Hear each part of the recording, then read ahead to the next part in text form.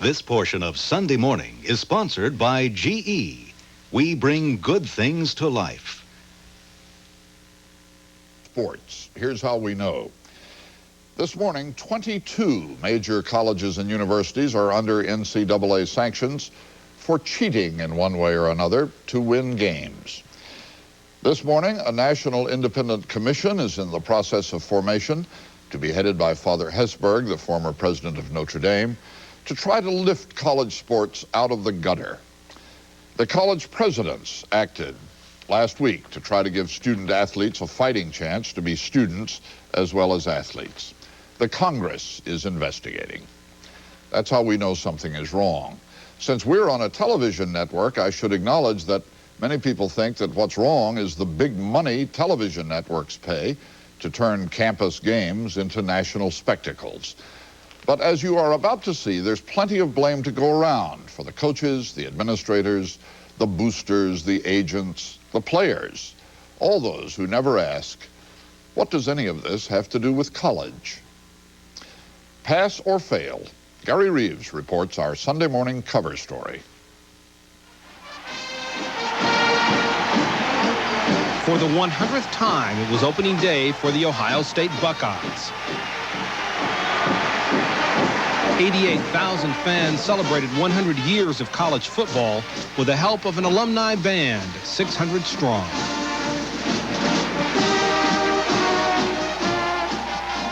But college football is not the same amateur event it was 20 years ago, or even 5 years ago. High ticket prices and huge television contracts bring millions of dollars annually to top schools.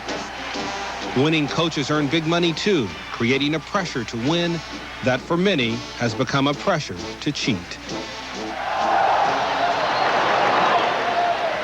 In fact, this game was barred from TV because the visiting Oklahoma State team has been on probation since it was discovered that boosters had given a car and regular cash payments to a star player. I don't know that anything is ever perfect. Jim Jones, Ohio State athletic director, says it's the sins of a few that have tarred all of college athletics. When other people stumble, other people go on probation, a lot of our fans, or a lot of people around the state of Ohio, think all of us are doing it, and we aren't. And it bothers me a great deal.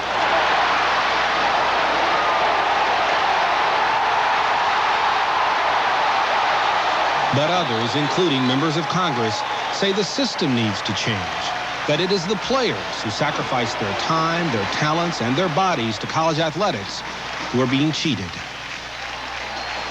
Whenever you have a system that's making millions and millions of dollars and you keep the prime participants in that system from making a penny on the system, I think you're asking for problems.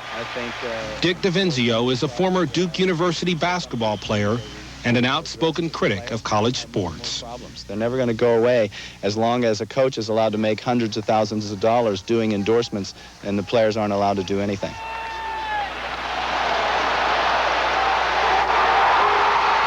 Players are supposed to be trading their skills for an education, but a recent government study shows that an alarming number of the top football and basketball schools in the country graduate less than 1/5 of their players. The beginning of a new school year also means the beginning of a new season in college athletics. The low graduation rates have prompted hearings in the U.S. Senate. This chart over here would indicate that 68 of the 103... Senator Ted Kennedy is one of the sponsors of a bill that would require each school to make its graduation rates known to prospective athletes, broken down by sport, by race, and by sex. Right now, those numbers are closely guarded secrets. Perhaps lightning will strike and a college athlete will go on to a successful career in professional sports, but there's no justification for any athlete to be seduced by a college sports program and then dumped without an education. But I think that it's absolutely essential that families and student athletes at least know when they're trying to decide among 10 colleges, 20 colleges, which college has had a graduation rate that is basically acceptable. One college from 17... New Jersey Senator Bill Bradley, basketball legend and Rhodes Scholar, is the other sponsor of the College Athletes' Right to Know bill. Schools that have made a lot of money off of high school athletes who they have no real interest in and who never graduate would suddenly find themselves exposed. And those schools that have done a good job by their student athletes and have a high graduation rate would be a magnet attracting other good athletes who wanted a good education. But the National Collegiate Athletic Association, which makes the rules for college sports, argues that universities will do better by their athletes on their own, without legislation. Institutions that feel that this is going to be... Dick Schultz is executive director of the NCAA. I think the interest of our schools and our presidents is that they feel that Senator Bradley has placed pressure on them. They'd like to respond to that. They would like to be self-sufficient in dealing with this and would like the opportunity to provide this information on their own in a good public forum. Each year, Mr. Chairman, while the NCAA is talking, many student athletes graduate from high school and make decisions about which institution to attend with little or no information on the likelihood of their completing a college degree at their chosen institution. It's from Northeastern University, and it's a wide... Dick DeVinzio believes the graduation rate controversy ignores the real question. And obviously, there you have your Tom McMillans and Pat Haydens and Bill Bradleys of the world that become Rhodes Scholars and are great athletes. But the majority of the players are not in that situation and haven't been able to take advantage of the opportunity. And beyond DeVinzio offers more radical solutions. Pay the players or let them make money, as coaches do, from endorsements. You want to talk about educational incentives. There's a terrific educational incentive. General Motors pays a kid $100,000 to advertise a car, but the kid can't touch the money until he graduates. You think he needs tutors and academic advisors to get through school then? If you turn college sports into essentially minor leagues in which people are paid, and there might have been a point in my life where I thought that might have been a good idea. I don't now. And I think that the key is to maintain the integrity of the educational system and not to tell people, whether they be student athletes or the public at large, that your primary mission is education when you make gross exceptions for large classes of students, meaning student athletes, who do not meet the standards of the rest of your students. While the primary mission may be education, for many sports stars from low-income backgrounds, the primary problem is money. The rules that bar them from accepting gifts or holding jobs are strictly enforced, and many coaches feel these rules are a hardship. So just tell me, what did you do and why? Well, you know, I did what a lot of other young athletes are doing, you know, unfortunately, taking money from sports agents while they're still in college. You know, it's just one of those things. Today, Vince Workman is living his dream, playing pro football at Green Bay. It's a dream that almost died when he was an Ohio State sophomore, worried about his two orphan brothers who lived with his uncle, a retired auto worker.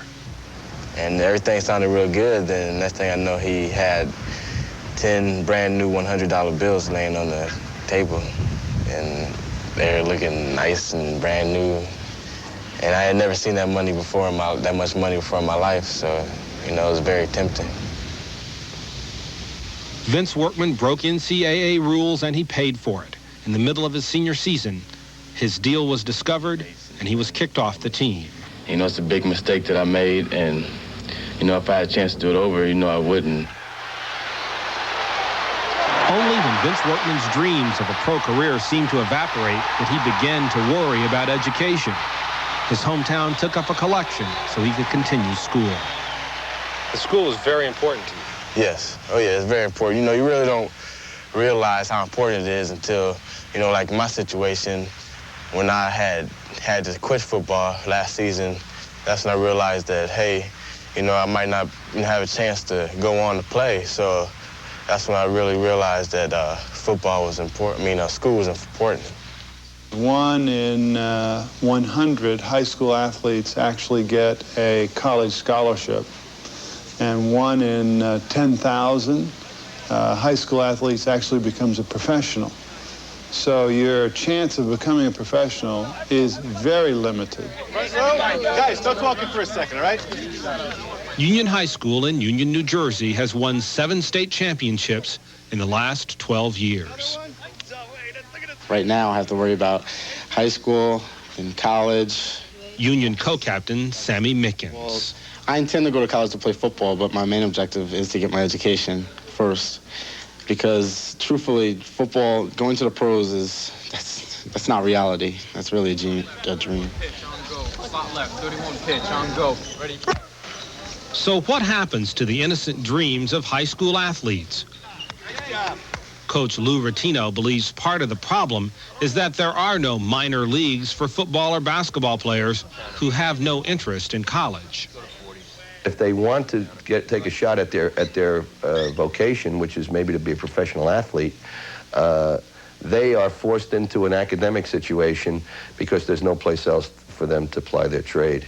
And that's when all the problems start, because the colleges, they look at it as a, you know, there's an awful lot of money involved. There are enough colleges that will do whatever they can to get those kind of kids in. They want to use those kids. The kids want to use the school for their purposes, and that's where the problems arise. They won't let their student athletes say, hey, I would like to take no courses during football season. Dick DeVinzio believes the colleges could be more flexible. And I want to be able to say without hypocrisy that I'd like to put my first priority as sports during football season, and then I'll take a full course load in the second semester or take a partial course load in the summer or something like that. The universities, if they really cared about these athletes, would provide opportunities that met their needs, but they don't do that now, and they're not interested. Many student athletes leave school without coming close to graduation. They are unprepared for the real world after sports. It has been that way for decades. Senator Bill Bradley believes it now falls to government to make the system work better. The key is for a student to be a student first, an athlete second. And to the extent that universities in this country have gotten that reversed, they need to look at themselves. This university and go on. Ohio State Athletic Director Jim Jones. But as a member of the NCAA, are there things that you would like to see done to make the problems stop, to somehow keep the other institutions in line? I don't think, Gary, that you can legislate morality. It's a fact of life. Each of us are human beings, and we all do our own thing. I'm very much embarrassed by another institution that stumbles. But I know that there's no way I could pass a rule, because if they want to cheat, they're going to cheat. Vince Workman plans to return to school when football season is over to continue working towards his degree in economics. You know, it could end for me tomorrow, and I have to have education to make it, you know, in this world. Nowadays, you have to have sometimes more than one degree to get a job. And everybody knows that that's true. You hear it all the time, but people don't take it seriously, but it's the truth.